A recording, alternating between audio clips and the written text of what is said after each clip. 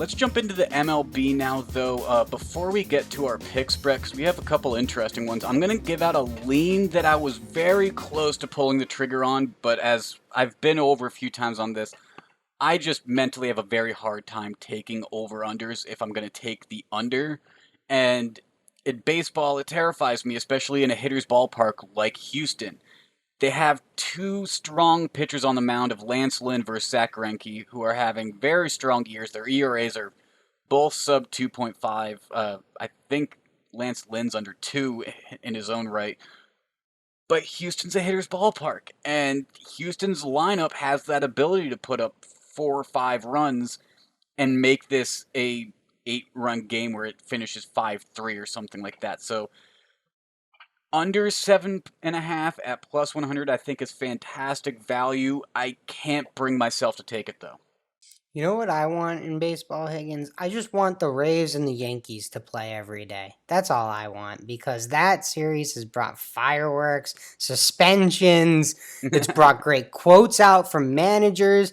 What did Kevin Cash say? I got a bullpen full of guys throwing 98. That's the baseball I want. I want that. But not to take away anything from Lance Lynn or Greinke, just different kinds of fireworks. I like the loud emotion. Those two guys get it done with their pitching, and they've been keeping a lot of batters at bay this season. They really have. Now, Brett, you and I are on the same game, but before we talk about the White Sox versus the Royals, I want you to give out your other pick. Okay, Taiwan Walker is making his Blue Jays debut on Thursday against the Boston Red Sox. The Boston Red Sox have not been good this year, in case anyone needed a news flash.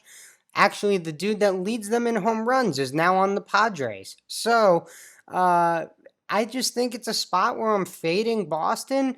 The Blue Jays' new arm is coming in, getting the start. And they're only minus 120 on the money line, so that's not too much juice for me. So I will play Toronto minus 120 in Fenway Park. Okay. Boston plus 105 at home is a little interesting, but they've been having a down year, and Blue Jays with that young batting core of Biggio, Guerrero, Bo Bichette, they've just got a young group of guys that's just going to make that Toronto group get better with the years that are coming. But Chicago White Sox versus the Kansas City Royals. Now, Brett, you and I have a pillar of not picking the same line, but we're breaking that pillar, so we're going to see and test it out, see how it goes. Chicago White Sox money line minus 130. Yeah, I saw you had it down first, but I usually do a nice thing. You usually do a nice thing where we stay off it for one another, so that person has a better chance to win. That line was too enticing for me, Higgins. I couldn't stay off of it. I The agree, White I agree. Sox, the White Sox lineup is just too much, and Danny Duffy isn't really going to, I don't know, scare me away from picking the White Sox in this one.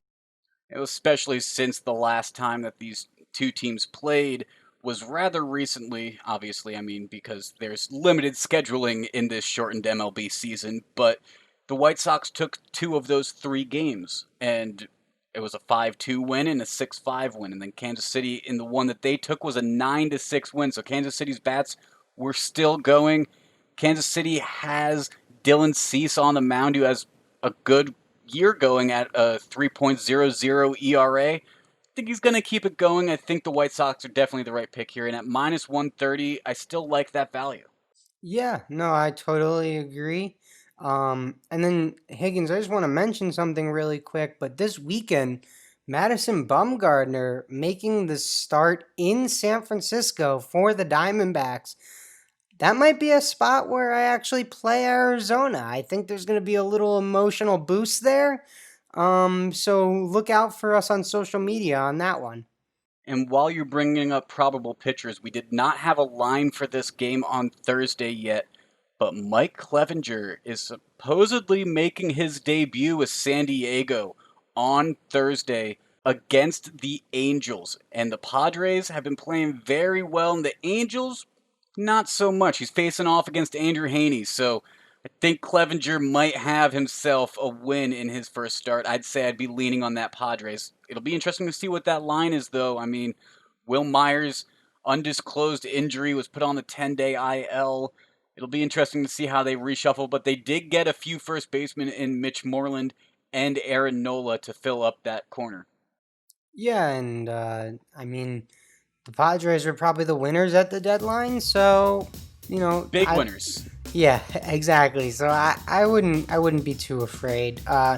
And in terms of Will Myers, I think we know why he is on the IL, so we will have to keep our eyes on that as well.